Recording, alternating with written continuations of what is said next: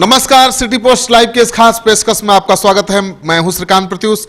आपके सामने हम पहले ही खुलासा कर चुके थे कि सच्चिदानंद राय जो बीजेपी के विधान पार्षद हैं, बगावत के मूड में हैं और सिग्रीवाल की घेराबंदी में जुटे हैं। अब तो तस्वीर साफ हो चुकी है। अब किसी भी कीमत पर उनको चुनाव जीतने देने के मूड में नहीं है, बल्कि खुद बाजी मारने के लिए ताल ठोक रहे हैं। क्या योजना है सच्चिदानंद राय की, वो जानने की कोशिश करते हैं। सच्चिदा जी, आप तो पहले ही से मूड में थे चुनाव लड़ने का और मिला नहीं टिकट, तो आपने तो ताल ठोक दिया है। अब सिग्रीवाल जी क्या करेंगे? देखिए, हर नेता जो कोई राजनीति में कोई है तो मूड में रहता है चुनाव लड़ने के। मेरा मूड में रहना कोई ऐसा नहीं था कि मैं नहीं करो का अपराध है। हाँ, और मैंने ऐसा नहीं तय किया था कि मैं किसी कीमत पर चुनाव लड़ूंगा। लेकिन जब टिकटों का बंटवारा हुआ और जिस तरह से आपने देखा होगा कि ब्रह्मजनों का, हम लोग पिछली बार 6 सीट पर चुनाव लड़ते, कटिहार हारे थे, 5 जीते थे। मैं ब्रह्मजन मतलब बिल्कुल प्योर बीजेपी की बात कर रहा हूँ। 3 ब्राह्मण 3 भूमिहार को मिला था, जिसमें से 5 हम जीते थे, 1 हारे थे। इस बार वो संख्या घट के 3 हो गई। बाकी वर्गों के साथ लेकिन वैसा नहीं हुआ है। मैं नाम लेकर नहीं जानता, आप खुद आप पत्रकार है, आप समझ रहे हैं मैं कहाँ। सीधा आरोप आपका है कि बीजेपी ने ब्राह्मण और भूमिहार को दरकिनार कर दिया। एकदम दरकिनार कर नहीं दिया। ये साजिश के तहत, अब देखिएगा जितनी हमारी परंपरागत सीटें थी, अब शुरू कीजिए, पाटलिपुत्र की बात कीजिए, वैशाली की बात कीजिए, मोतिहारी की बात कीजिए, मुजफ्फरपुर की बात कीजिए, झंझारपुर की बात कीजिए, मधुबनी की बात कीजिए, आप इस बार वाल्मीकि नगर जोड़ लीजिए, इस बार आप कटिहार जोड़ लीजिए, इस बार आप क्या नाम है जहानाबाद जोड़ लीजिए। एक एक करके परंपरागत सीटों को हमसे दूर किया जा रहा है। लेकिन भाई वो तो कह रहे हैं ना राजपूत कि आपको ज्यादा तरजीह बीजेपी में मिली, अब हमारा मौका है, हमें भी मिलना चाहिए, तो क्यों मिर्ची लग रही है? आप राजपूत से क्यों हमको लड़ा रहे हैं भाई? राजपूत हमारे भाई हैं, राजपूतों को हम लोग आगे भी वोट दिया है, आप पहले भी वोट दिया, आप फिर देंगे। यहाँ राजपूतों का कोई कसूर नहीं। हर कोई चाहता है कि हमको प्रतिनिधित्व अधिक से अधिक मिले।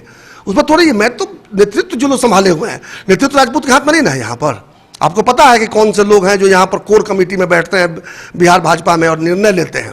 यादव हैं, एक प्रभारी भी यादव हैं, भूपेंद्र यादव, और दूसरे प्रदेश अध्यक्ष भी। हमको उससे मत खींचिए, आप स्वयं समझ रहे मैं क्या कहना चाह रहा हूँ। बल्कि मुझे तो ये भी लग रहा है कि सवर्ण आंदोलन जो हुआ था, इसमें सवर्ण जिस तरह से एकजुट होकर, जाति छोड़कर सारे सवर्ण एकजुट होकर जिस लड़ाई लड़े थे, 10% हमको उसके लिए मिला भी। कहीं ऐसा तो नहीं है कि राजपूतों के खिलाफ ब्राह्मण भूमिहारों का लड़ाने की साजिश हो रही है? ये भी तो हो सकता है। मैं तो यही कहना चाहता था ना कि आप क्या चाहते हैं, क्या जानते हैं? मैं ये नहीं चाहता। मुझे तो ये है कि मेरे साथ ऐसा क्यों हुआ, मेरे समाज के साथ ऐसा क्यों हुआ। हमें बाकी लोग मिले, सब धन धान्य हो, सब फले फूले, सब मजबूत बने, हम तो खुश हैं भाई। हम तो, हमारे पूर्वजों ने इस पार्टी को बनाया, मजबूती प्रदान किया। आज इतना आलीशान भवन खड़ा है, महल खड़ा है, कंगूरे चमक रहे हैं। प्रधानमंत्री हमारे पूर्ण 30 साल बाद जो है पहली बार पूर्ण बहुमत के साथ बने, दोबारा भी शायद बन जाएंगे। तो क्या नींव की ईंट का महत्व तो खत्म हो गया? हम बार बार बोल रहे हैं, आपके पिछले इंटरव्यू में मैंने कहा था, नींव की ईंट की अनदेखी भारतीय जनता पार्टी बिहार यूनिट को बहुत महंगी पड़ने वाली है। ये आपको 23 मई को देखने को मिल जाएगा। आप चुनाव निर्दलीय लड़ेंगे या किसी दल के टिकट पर? निर्दलीय, बिल्कुल निर्दलीय। मेरा दल भारतीय जनता पार्टी था और अब एक नई पार्टी बनेगी, जिसका ऑलरेडी काम हमने शुरू कर दिया है। विधानसभा का चुनाव हम अपने सिंबल पर लड़ेंगे। गठबंधन के लिए हम जरूर अप्रोच करेंगे भारतीय जनता पार्टी को। अगर हमको 50-60 सीटें देगी तो ठीक है, वरना अपनी संख्या बल और क्षमता के हिसाब से किसी दूसरे के साथ भी गठबंधन बनाएंगे।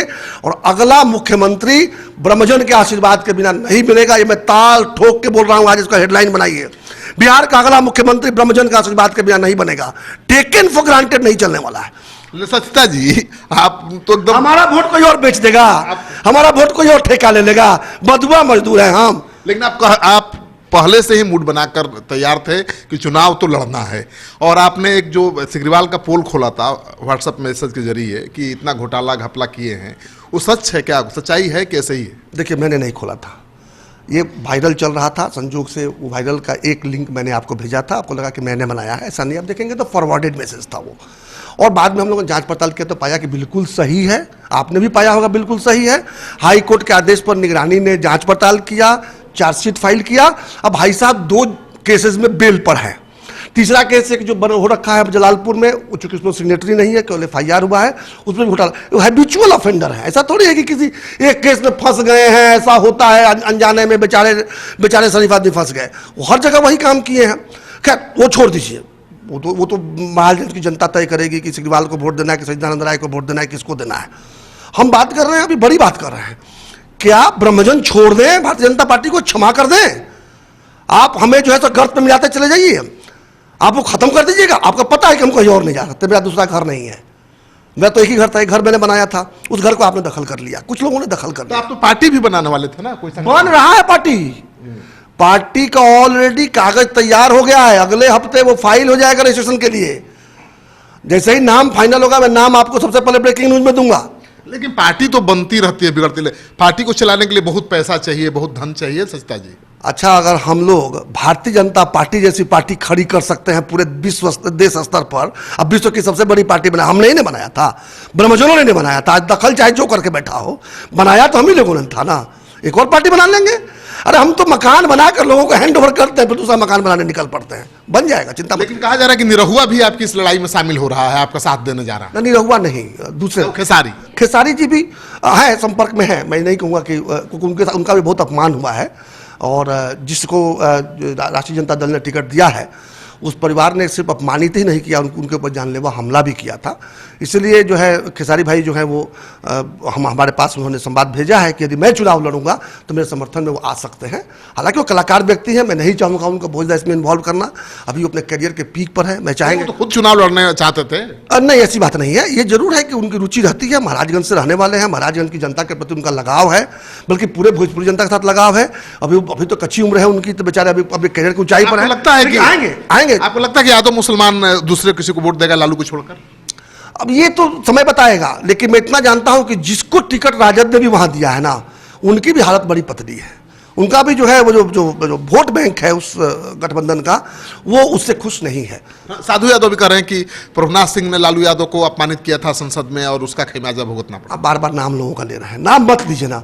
अब मैं इतना बता दूं, मैं आज अगर देखिए 23 तारीख को टिकट बंटवारा हुआ, आपने कहा कि मैं बेचैन था, मैं बेचैन नहीं था, मैं तो एमएलसी हूं ना। आज मैं रिस्क ले रहा हूं ना कि अगर चुनाव हार गया तो मैं एमएलसी भी नहीं रहूंगा। स्थिति क्या बनी कि लेकिन आप चुनाव लड़ेंगे तो पार्टी एक्शन लेगी, आपको लेना एक्शन। बड़ी तो खुला में निकले आपके सामने, हम ताल ठोक के बोल रहे हैं कि अगला मुख्यमंत्री हम ही बनाएंगे तो बनेगा, पार्टी बनाएंगे, कोई छुपा कर थोड़ी रखे हुए। चुनाव लड़ने जा रहे हैं, नामांकन करेंगे, डे लाइट में करेंगे, 10-20 हजार लोग ले जाके तब नामांकन करेंगे। अब कोई बिना बारात के थोड़ी दूल्हा बना हुआ है यहाँ पर, वो छोड़ दीजिए, जो पार्टी को जो करना हुआ करेगा। हमने बहुत आग्रह किया, याचना किया, अपहरण होगा। हम तो 5 गाँव न मांगे थे, आप नहीं दे पा रहे हैं, आप अपने आप को दुर्योधन साबित कर रहे हैं। हमने क्या कहा था कि हमको 5 सीट दे दीजिए, 3 ब्राह्मण वर्ग को दे दीजिए और 2 भूमिहार को दे दीजिए, क्योंकि 2 भूमिहार हमको और बाकी गठबंधन में मिल जा रहा है। पिछली बार आपने 8 दिया था, इस बार 7 पर हम समझौता करने को तैयार थे।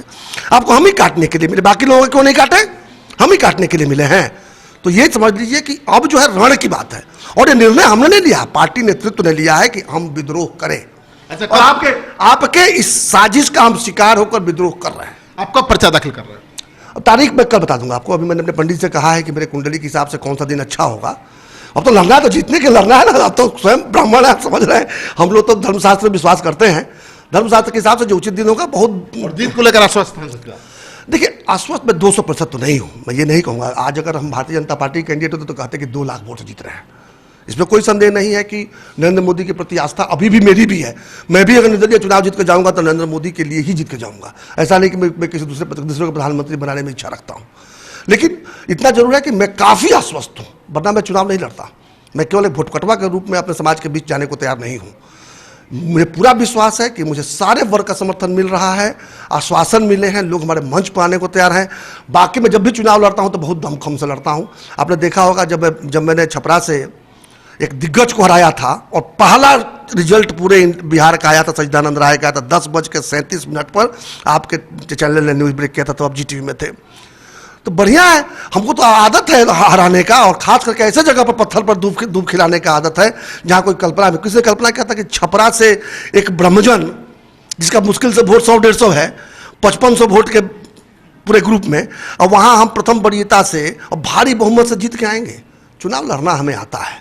और चुनाव क्यों, देखिए लोग समझते हैं धन बल से चुनाव, क्या समझते हैं कि हमारे विपक्षी ने पैसा नहीं खर्च किया था? धन बल की क्या कमी है आपके पास? नहीं, कमी नहीं है, लेकिन मैं कहता हूं क्या मेरे विपक्षी ने जैसे वो खर्चा नहीं किया था? सब करते हैं चुनाव में। तो देखिए ये तो जग जाहिर है, जितनी जरूरत होगी हम भी पीछे नहीं हटेंगे।